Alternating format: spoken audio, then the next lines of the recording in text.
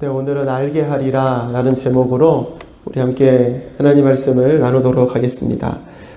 어린 시절 제가 친구들과 이렇게 많이 놀았던 곳을 제가 한번 생각을 해봤더니 저희 마을에는 큰 팽나무가 있었습니다. 여러분 팽나무라고 아십니까? 이렇게 이 손톱만한 까만 열매가 이렇게 맺히는 큰 팽나무가 있었는데 그 팽나무를 저희 친구들은 당산나무다고 불렀습니다. 당산나무다 부르면서 그 나무에 올라가고 이렇게 그 나무에 있었다는 열매들 같은 걸 가지고 놀았었어요. 가끔 보면은 그 당산나무에 알록달록 색깔도 걸려 있고 이래저래 마을 사람들이 거기서 굿도하고 뭐 했던 곳이었습니다. 뭐 저희들의 놀이터였죠. 뿐만 아니라 명절 때가 됐거나 또 이렇게 제사를 한국에 많이 지내잖아요. 그때를 지내고 나면 꼭 사람들이 그 집집마다 제사밥이라고 하죠. 그 제사 때 드렸던 음식 같은 것들을 이렇게 지푸라기라든지 쟁반이라든지 이렇게 담아가지고 꼭 대문 옆 기둥 옆에 이렇게 딱 놔둡니다. 그럼 저는 다음날 학교 가면서 그걸 보면서 설마 제가 먹었다고 생각하시는 분 없죠? 제가 그걸 먹었다 아니에요. 먹진 않고 저게 뭘까? 이렇게 보고 지나갔어요. 네, 오해하시면 안 됩니다. 그렇게 이게 제사를 지내고 나면 이제 한국의 많은 분들이 어떤 이 무속적인 신앙의 모습이지 않습니까? 고인 되신 분이 왔다가 이렇게 드시고 가신다. 이런 마음으로 이제 그런 음식들을 많이 이렇게 명절 때나 제사 때가 되면은 문 앞에 내놓는 것들을 많이 볼 수가 있습니다. 참 그러고 보면 이 대한민국 사람들 어떤 종교심이라고 해야 될까요? 이런 것들이 참 남다른 민족이 아닌가라는 생각을 합니다. 근데 여러분 대한민국 사람만 그런가라고 봤더니 여러분 그렇지 않더라고요. 제가 대학교 때 대만 단기 선교 갔었는데 아침에 일어나서 그 동네를 땅밟기 기도를 하면서 그 동네를 쭉 돌았더니 되게 대만 사람들이 일찍 일어나더라고요. 일찍 일어나서 무엇을 하냐면 이 집집마다 작은 신전 같은 게 있어요. 작은 집. 그 안에 무슨 막 이상한 것들이 많이 있는데 거기다가 음식을 놓고 거기다가 향을 피우고 절을 하고 하루를 시작합니다. 집집마다 이렇게 신이 있는 거죠. 그들의 특별한 종교심이라고 해야 될까요? 여러분 이러한 것들은 어디를 가나 많은 부분들 우리가 볼 수 있을 것 같아요. 근데 여러분 그러한 도시 또 어느 누구보다도 또 휘황찬란하게 종교심이 뛰어났던 도시, 그 도시의 모습이 오늘 성경 본문에 기록이 되고 있습니다. 바로 아덴이라는 곳입니다. 지금으로 하면 그리스 아테네를 이야기하는 말인데요. 사도 바울이 2차 전도 여행 중이지 않습니까? 사도 바울이 2차 전도 여행을 가면서 이 빌립보를 지나 데살로니가를 지나 베레아를 지나 그리고 오늘 본문에 이 아테네에 도착을 하였습니다. 사도 바울의 전도 여정은 자기가 이렇게 플랜을 세우고 계획을 세운 게 아니었지 않습니까? 가는 곳에 갔더니 죽이려고 하고 쫓아오고 그러다 보니까 사람들이 피해라 그래서 배 태워서 보내고 도망가다 보니까 지금 자신의 선교팀은 다 흩어지고 딸랑 자기 혼자 지금 이 아덴에 도착을 한 것입니다. 이 그리스 아테네, 이 아덴에 도착해서 사도 바울이 그 도시를 쭉 봤을 거 아닙니까? 혼자 쫙 둘러봤는데 그 도시를 둘러봤을 때 사도 바울의 마음이 어떠했는가? 오늘 우리 본문이 다 길어서 제가 단락을 읽지 않았지만 16절에 보면 이 그리스의 그 당시의 상황을 이렇게 기록을 해주고 있는 겁니다. 바울은 아테네에서 그들을 기다리고 있는 동안에 온 도시가 우상으로 가득 차 있는 것을 보고 격분했다. 여러분 이 아테네에 도착한 사도 바울의 첫인상이 이랬다는 거죠. 온 도시가 우상으로 가득 차 있어서 그 안에 거룩한 이 분노가 찼다. 그래서 사도 바울이 이제 막 길거리로 나가서 사람들에게 이야기하고 복음을 전하고 전도하기 시작했던 것입니다. 여러분, 이러한 이 아테네 사람들의 이 종교심이 얼마나 대단했냐면, 그들이 이 제사를 드려놓고 제사를 드리고 예배하는 것들을 하도 바를 쫙 둘러봤는데 놀라운 게 있는 거죠. 어떤 신의 이름이 있을 텐데 이름이 없는, 알지 못하는 신에게 이렇게 이름을 붙여놓고 제사를 지내고 있는 사람들을 보았다는 것입니다. 23절에 보니까 이렇게 되어 있어요. 당신들이 알지 못하는 신들에게 예배하는 것을 보았습니다. 알지 못하는 신들에게조차 그들이 예배했다는 것입니다. 그 다음에 나는 여러분들이 알지 못하는 신이라고 말하는 그 대상이 누구인지 알려주겠습니다. 이렇게 사도 바울이 23절에 이야기하고 있습니다. 너희들이 그 알지 못하는 신이 누구인지 알려주겠다.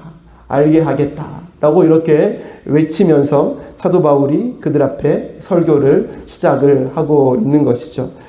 사랑하는 여러분, 사도 바울이 격분하며 간절히 그들에게 알리고자 했던 그 진리의 말씀이 무엇이겠습니까? 우리 너무나 다 알고 있죠. 예수 그리스도의 복음에 대한 이야기겠죠. 사도 바울이 그들에게 간절히 알리고자 했던 그 진리의 말씀, 오늘 본문을 통해서 우리가 다시 한번 되새기고 다시 한번 마음에 새기는 이 시간이 되기를 소망합니다. 그렇다면 사도 바울이 먼저 그들에게 알려주고자 했던 그 복음, 그 진리가 무엇이었습니까? 첫 번째로는 모든 것의 시작이 하나님이심을 사도 바울이 알리고 있다는 것입니다.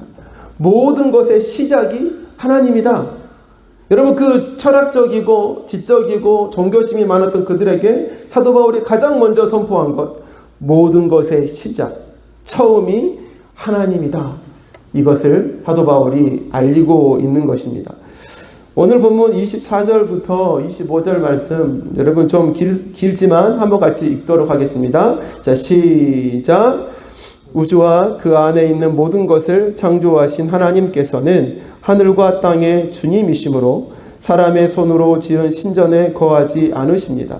또 하나님께서는 무슨 부족한 것이라도 있어서 사람의 손으로 섬김을 받으시는 것이 아닙니다. 그분은 모든 사람에게 생명과 호흡과 모든 것을 주시는 분이십니다. 아멘. 사도 바울은 가장 먼저 하나님께서 온 세상을 창조하셨다, 이 이야기를 그들에게 하고 있어요. 그리고 이 모든 사람들의 생명과 호흡과 모든 것이 누구로부터? 하나님으로부터 주어진 것이다. 어찌 보면 이 땅에 사람의 생명과 호흡이라는 것이 하나님께서 우리에게 처음 주신 것이다. 이렇게 이야기를 하고 있는 것이죠. 특별히 그 당시에 되게 철학으로 유명한 도시가 이 아테네였지 않습니까? 유명한 철학 학파 중에 오늘 이 본문에도 나왔던 이 학파 이름이 있었는데 에피쿠로스 학파라는 사람들이 있었습니다. 이 사람들은 어떤 걸 믿었냐면, 이 사람들은 이 원자론적인 세계관을 가졌다라고 이야기합니다. 원자. 그러니까 어떤 작은 원자, 모양과 크기가 있는 작은 원자가 있는데 그 원자들이 빠른 속도로 이렇게 이동을 하다가 다른 원자들과 충돌을 하게 되는데, 그러면서 어떤 더 큰 복합체가 만들어진다. 이렇게 생각했던 사람들이에요. 이게 원자들이 충돌하면서 복합체가 형성되고 만들어져서 지금 우리가 살고 있는 세상이 창조되어지고 파괴되어지고 이렇게 된 것이다 라고 생각을 했던 사람들입니다. 더 나아가서 이 사람들은 무슨 생각을 했냐면, 자신이 생각하는 신이 어떤 존재인가, 신조차도 바로 이러한 원자들의 복합체가 신이다, 이렇게 생각을 했던 거예요. 그래서 이 신들은 이 세상을 창조하고 이 세상을 심판하고 복주고 하는 그러한 존재가 아니고, 이 땅의 일에는 관심이 없이 그냥 멀리 떨어져서 그냥 자기 혼자 초월한 삶을 살아가는 존재, 그게 신이다 라고 생각했던 사람들이 바로 이 에피쿠로스 학파의 사람들이었습니다. 그런데 여러분, 이러한 유명한 철학 사상 앞에 사도 바울이 지금 던진 메시지는요, 되게 그들과 부딪히는 메시지예요. 세상은 원자들의 충돌로 만들어진 복합체다 라고 이야기하고, 그 신은 이 땅에는 관심이 없는 신이다 라고 믿고 있는 그들에게 사도 바울이 전하고 있는 메시지는 무엇입니까? 이 땅은 원자들의 충돌로 만들어진 것이 아니다. 이 땅의 시작은 하나님께서 창조하신 것이다. 하나님은 이 땅에 관심이 없는 분이 아니시다. 하나님은 이 땅에 모든 사람들에게 생명을 주시고 호흡을 주시고 모든 것을 주시는 이 땅에 관심이 많으시고 다스리시는 하나님이시다. 이 이야기를 사도 바울이 이야기하고 있는 거예요. 온 세상에 우리의 생명과 만물의 시작이 하나님이시다. 이 단순한 진리를 그들에게 먼저 사도 바울은 선포했던 것입니다. 근데 여러분, 이 단순한 문장, 하나님이 온 세상을 창조하셨습니다. 하나님이 온 세상의 시작입니다.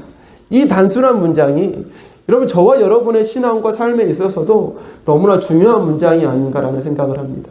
우리의 신앙생활에 있어서 가장 중요한 어떤 기초와 뼈대가 되는 문장이 바로 이 말씀인 거죠. 하나님이 온 세상을 창조하셨다는 거죠. 여러분, 어떤 목사님에게 이런 질문을 했어요. 목사님, 성경에서 가장 중요한 말씀 두 구절만 뽑아주세요. 가장 중요한 말씀 두 구절. 여러분, 가장 중요한 말 두 구절 뽑아라고 하면 뭘 뽑으시겠습니까? 첫 번째는 동일할 것 같아요. 뭘까요? 요한복음을 한 거 있잖아요. 3장 그거 있잖아요. 그렇죠? 네. 요한복음 3장 16절. 네, 그 목사님도 요한복음 3장 16절을 뽑았어요. 그리고 다른 하나가 뭘까요? 다른 하나가 창세기 1장 1절이라는 거죠. 요한복음 3장 16절 당연히 중요한 말씀이죠. 하나님의 놀라운 구원의 약속이지 않습니까? 근데 창세기 1장 1절도 중요하다는 거예요. 여러분, 창세기 1장 1절. 여러분, 성경을 볼 때 우리가 읽어야 될 성경 말씀이 얼마나 많습니까? 근데 여러분, 이 성경의 첫 문장, 첫 구절, 첫 말씀이 믿어지면 나머지 모든 성경 말씀이 하나님의 말씀으로 다 믿어진다는 거예요. 하나님이 세상을 창조하셨다. 이게 믿어지면 성경 말씀이 다 하나님의 말씀으로 믿어진다는 거죠. 근데 이 첫 문장 말씀부터 안 믿어져. 하나님이 세상을 창조하셨다. 이게 안 믿어지는 사람은요, 하나님의 말씀 전체가 믿음으로 받아들이지 않는다. 이런 이야기를 하는 거죠. 여러분, 정말 중요한 말씀 아니겠습니까? 하나님이 이 세상을 창조하셨다. 생각해보면 지금도 이 하나님의 말씀을 믿지 못하는 많은 사람들이 많이 있는 것 같습니다. F크로스 학파, 스토어 학파, 이런 철학의 문제만이 아니죠. 이 땅을 살아가는 삶의 어떤 발전한 과학과 이성과 또 온 우주의 기원과 사람의 기원을 연구하고 발표하는 수많은 논문과 또 AI, 과학, 서치, 이런 모든 것들을 보면 많은 사람들이 더 생각이 혼돈해지는 것 같습니다. 하나님을 보지 못하게 하고 하나님이 세상의 시작임을 알지 못하게 하는 너무나 많은 방해거리들이 너무나 많이 있는 것이죠. 그렇기 때문에 사랑하는 우리 아이들, 우리 가족들이 말씀 안에서 살아가고 말씀 안에 생활하는 것이 정말 중요한 시대인 것 같습니다. 여러분, 그렇게 여러분 지금도 사도 바울과 같은 하나님의 사람이 필요한 것 같아요. 태초에 하나님이 세상을 창조하신 겁니다. 이 세상의 시작은 하나님이십니다. 라고 외치는 사도 바울과 같은 사람이 필요한 것이죠. 여러분, 안타깝게도 이 아테네에서의 사역을 많은 학자들이 평가할 때에 이 기존의 사역과 비교해서 좀 실패한 사역지다라고 평가를 합니다. 많은 신자들이 세워지지 않았고 그 이후에 이어지는 기록들이 잘 보이지 않기에 이곳에서의 바울의 사역은 조금 이전과는 다르게 실패한 사역이다라고 많이 평가를 합니다. 근데 여러분, 그래도 중요한 건 뭐냐면요, 이렇게 사도 바울이 이렇게 철학으로 가득 차고 이성으로 가득 찬 이 도시 가운데 하나님의 시작입니다라고 외쳤을 때에 이 다음 보니까 그 가운데 믿음으로 돌아선 소수의 사람들이 있었다는 거죠. 여러분, 지금도 마찬가지입니다. 과학이 발전했고 이성이 발전하고 자기관의 주관이 있고 이제 하나의 절대적인 기준과 진리가 사라져버린 그런 시대에 살고 있지만, 그럼에도 불구하고 하나님이 이 세상을 창조하셨습니다 라는 이 당연한 진리를 외칠 때에 여러분, 이 철학의 도시 아테네에서 하나님을 영접한 사람이 있었듯이 지금 이 시대 가운데서도 하나님이 이 땅을 창조하셨습니다 라는 이 단순한 외침 앞에 하나님께 돌아오는 믿음의 사람들이 지금도 있음을 우리는 기억하고 사도 바울과 같이 그렇게 외치는 삶을 저와 여러분들이 살아가야 하는 것이죠. 사랑하는 성도 여러분, 온 세상의 시작 여호와 하나님이십니다. 우리가 이 분명한 사실을 늘 기억하고 삶 속에서 우리에게 생명 주시고 호흡 주시고 이 땅을 우리 때문에 창조하신 그 하나님께 감사하며 살아가는 저와 여러분의 삶이 되어야 될 줄로 믿습니다. 여러분, 또한 여러분, 사도 바울이 그토록 그들에게 알게 했던 것이 무엇입니까? 바로 두 번째로는요, 모든 것의 주관자가 하나님이심을 그들에게 알려주고 있다는 거죠. 철학의 도시 아테네에서 사도 바울이 그들에게 알려주고 있는 것, 하나님께서 세상을 다스리고 계시다, 주관하고 계시다, 이것을 그들에게 외치고 있었다는 거죠. 여러분, 오늘 본문 26절 말씀을 한번 같이 읽겠습니다. 시작. 그분은 인류의 모든 족속을 한 혈통으로 만드셔서 온 땅 위에 살게 하셨으며 그들이 살 시기와 거주할 지역의 경계를 정해 놓으셨습니다. 아멘. 여러분, 사도 바울은 하나님에 대해서 이야기하면서 하나님께서 창조하신 그 세상을 다 주관하시고 다스리시는 분이시다 이야기하고 있는 겁니다. 오늘 26절에 잘 기록되어 있듯이 그들이 살 시기와 거주할 지역의 경계를 하나님께 정해 놓으셨다, 이렇게 말씀을 하고 있습니다. 여러분, 여기에서 이 기록하고 있는 시기라는 단어, 우리말로 연대, 이런 단어, 똑같은 단어이지 않습니까? 시기, 연대 같은 단어입니다. 근데 이 단어가 헬라어로는 카이로스라는 단어가 쓰였는데요.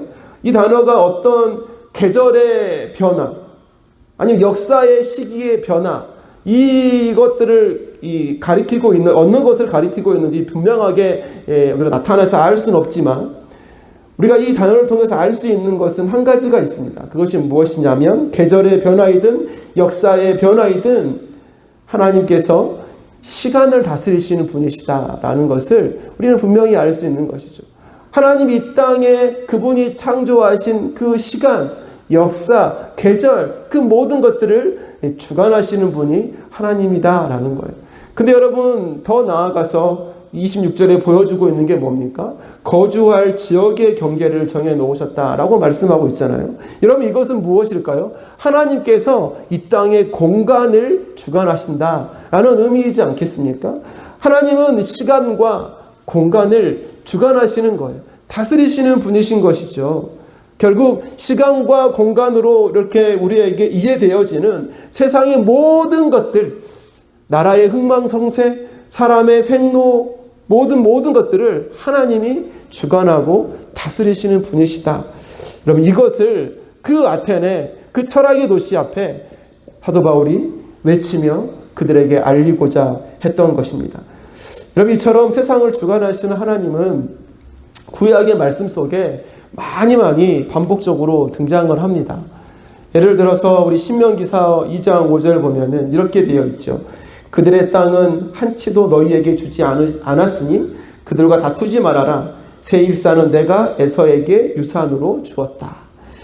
출애굽 여정을 회상하면서 모세가 설교하고 있는 그 말씀인데, 그 가운데 하나님이 그들에게 주신 말씀이 무엇입니까? 땅을 분배하고 땅을 누구에게 주며 땅을 하나님의 뜻대로 나누시는, 다스리시는 하나님의 모습을 여러분 신명기서에 보여주고 있는 거예요.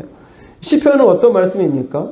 다윗의 시인데, 내 앞날은 주님의 손에 달려 있으니 내 원수에게서, 내 원수와 나를 박해하는 자들의 손에서 나를 건져 주십시오. 우리의 앞날이 누구에게 달려 있다고요? 내 앞날이 하나님께 달려있다. 하나님이 다스리시는 내 삶이다. 다윗이 고백하고 있는 것입니다. 하나님은 이처럼 세상 모든, 또 우리의 삶의 모든 것들을 주관하고 다스리시는 분이신 것이죠. 여러분, 바로 이 하나님께서 우리의 삶을 주관하고 계시고 다스리고 계심을 늘 선포하고 살아가는 우리의 삶이 되어야 할 것입니다. 사도 바울이 그 백성들 가운데 이야기했던 것이 무엇입니까? 그들이 아무리 아테네 사람들이 그들의 화려한 손기술로 아름답고 멋진 우상을 만들고 신전을 세워도 그것이 중요한 것이 아니라는 거죠. 그것이 그들의 삶 가운데 능력이 되지 않는다는 것이죠. 오직 하나님만이 우리의 삶에 주인 되셔서 다스리시는 유일한 신이다. 이것을 사도 바울이 이야기해 주고 있는 것입니다. 사랑하는 여러분, 이런 사도 바울의 외침이 오늘 살아가는 우리들의 삶 속에서도 늘 메아리 쳐야 될 줄로 믿습니다. 하나님께서 여러분 우리의 삶을 주관하고 계십니다. 하나님께서 우리의 삶뿐만 아니라 우리의 자녀, 우리의 사업, 우리의 건강, 삶의 모든 것들을 하나님이 주관하고 계심을 우리가 늘 기억해야 하는 것이죠. 오늘도 우리의 삶을 하나님께서 주관하고 계심을 여러분 신뢰하며 살아가십니까? 아멘이시죠? 아멘. 아멘. 여러분 이곳에 모인 분들 다 그런 분들 같아요. 네, 아멘. 근데 여러분 이처럼 하나님의 다스리심을 신뢰하는 사람들의 특징이 있습니다. 특징. 그 특징이 무엇일까요? 더욱더 하나님께 부르짖고 기도한다는 특징이 있는 거죠. 하나님의 주관하심을 믿는 사람, 하나님의 다스리심을 믿는 사람, 내일을 알 수 없는 내 삶과 우리의 자녀와 건강과 알 수 없는 우리의 인생의 문제 앞에 그것을 하나님이 주관하고 다스리신다고 믿는 사람은 여러분 하나님 앞에 기도하지 않을 수가 없는 사람인 거죠. 왜요? 하나님이 내 삶을 다스리고 계심을 우리가 알기 때문인 것입니다. 사랑하는 성도 여러분, 간절히 바라기는 우리 모두가 우리의 삶의 주관자 되시는 하나님을 늘 신뢰하며 하나님 앞에 늘 부르짖고 간구하며 기도로 나아가시는 저와 여러분의 믿음의 삶이 되시기를 간절히 소망합니다. 마지막으로 여러분 사도 바울이 그들에게 알려주고 있는 것이 무엇입니까? 바로 모든 것의 마지막이 하나님이심을 알려주고 있는 거예요. 31절 말씀에 보면 어떻게 되어 있습니까? 그것은 하나님께서 세계를 정의로 심판하실 날을 정해 놓으셨기 때문입니다. 하나님께서는 자기가 정하신 사람을 내세워서 심판하실 터인데 그를 죽은 사람들 가운데서 살리심으로 모든 사람에게 확신을 주셨습니다. 여러분 아테네 사람들에게 사도 바울은 하나님께서 온 세상을 창조하셨고 하나님께서 시작하게 하셨습니다 라고 이야기했습니다. 그리고 시작하신 하나님께서 온 세상을 주관하고 다스리시는 분이십니다 라고 이야기했습니다. 그리고 마지막으로 시작하게 하시고 다스리시는 하나님께서 온 세상의 마지막도 정하시는 분이십니다 라는 것을 그들에게 알려주고 있는 것입니다. 31절의 말씀처럼 하나님께서 세계를 심판하실 그 마지막 날을 정해놓고 계시다. 그리고 한 사람 대신 예수 그리스도를 통해서 온 세상을 심판하실 것임을 알려주고 있는 거예요. 결국은 온 세상의 마지막도 하나님의 손에 달려 있음을, 하나님의 다스림 가운데 있음을 그들에게 알려주고 있는 것입니다. 사도 바울이 아덴을 보았을 때 여러분 너무나 우상이 가득했습니다. 너무나도 죄악으로 가득 차 있었습니다. 그래서 그들에게 필요한 것은 하나님 앞에 철저한 회개임을 사도 바울이 그들에게 선포했습니다. 사도 바울이 그들에게 말한 것이 무엇입니까? 여러분이 만든 그 우상 가운데 살아계신 하나님이 그 안에 거하실 수 있겠습니까? 살아 역사하신 하나님이 여러분들이 그 만들어놓은 휘황찬란한 우상 가운데 거하실 수 없습니다. 여러분 어떻게 피조물인 우리가 조물진 하나님을 만들어서 우리가 섬긴단 말입니까? 불의한 것입니다. 죄악입니다. 그러니 회개하십시오. 사도 바울이 그들에게 외쳤던 것입니다. 하나님의 심판이 우리를 기다리고 있고 하나님의 정하신 마지막이 있습니다. 이 마지막 메시지를 그들에게 외쳤던 것이죠. 사도 바울은 모든 것의 마지막이 바로 하나님께 있음을 그들에게 알려주었던 거예요. 로마서 14장에 보면 형제를 비판하지 말아라 라고 말씀하시면서 이어지는 말씀이 바로 로마서 14장 9절과 10절의 말씀입니다. 그리스도께서 죽으셨다고 살아나신 것은 죽은 사람에게도 산 사람에게도 다 주님이 되시라는 것이었습니다. 그런데 어찌하여 그대는 형제나 자매를 비판합니까? 어찌하여 그대는 형제나 자매를 업신여깁니까? 우리는 모두 다 하나님의 심판대 앞에 서게 될 것입니다 라고 이야기해 주고 있죠. 하나님의 백성이나 믿음이 없는 사람이나 그럼 모두가 동일하게 하나님의 심판대 앞에 서게 될 것입니다. 그러나 그 심판대에서의 결과는 완전히 다른 것이죠. 회개하고 부활하신 예수 그리스도를 믿는 자들에게는 영원한 천국의 영생이 그들에게 기다리고 있겠지만, 회개하지 않고 여전히 우상을 섬기며 죄악 가운데 있는 자들에게는 영원한 형벌의 지옥의 심판이 그들을 기다리고 있다는 것이죠. 사도 바울은 이 분명한 세상의 마지막을 사람들에게 알려주고 있습니다. 그 마지막이 하나님께 달려있고, 그 마지막 순간에 우리가 살 소망도 역시 하나님께 있음을 분명히 그들에게 알려주고 있는 것이죠. 사랑하는 성도 여러분, 우리도 늘 하나님께서 정해놓으신 그 마지막 때를 바라보며 살아가는 우리 모두가 되어야 될 줄로 믿습니다. 하나님께서 정하신 그 마지막 때에는 언젠가 다 우리들의 삶에 다가오겠죠. 언젠가 그 마지막에 하나님 정하신 마지막 때는 다 우리에게 다가오겠지만, 그 다가올 마지막 때를 바라보며 우리는 준비해야 될 시기는 바로 지금임을 우리는 기억해야 하는 것입니다. 언젠가 다가올 그때를 여러분 지금 준비해야 하는 것이죠. 우리의 삶을 돌아보며 늘 하나님 앞에 회개해야 하는 것이고, 또 어떤 상황 가운데서도 부활하신 예수 그리스도를 늘 나의 구주로 굳건히 믿는 믿음의 삶을 여러분 늘 살아가야 하는 것입니다. 그렇게 하나님께서 정하신 마지막 때를 바라보며 또 믿음으로 그때를 준비하는 하루하루의 삶을 살아가시는 저와 여러분의 삶이 되시기를 간절히 소망합니다. 말씀 맺겠습니다. 오늘은 알게 하리라 라는 제목으로 말씀을 나눴습니다. 우리가 무엇을 알아야 한다고 했습니까? 모든 것의 시작이 하나님이시고, 시작된 모든 것을 주관하시는 분이 하나님이시고, 그 모든 것의 마지막도 하나님께 달려 있다는 사실을 알아야 한다고 했습니다.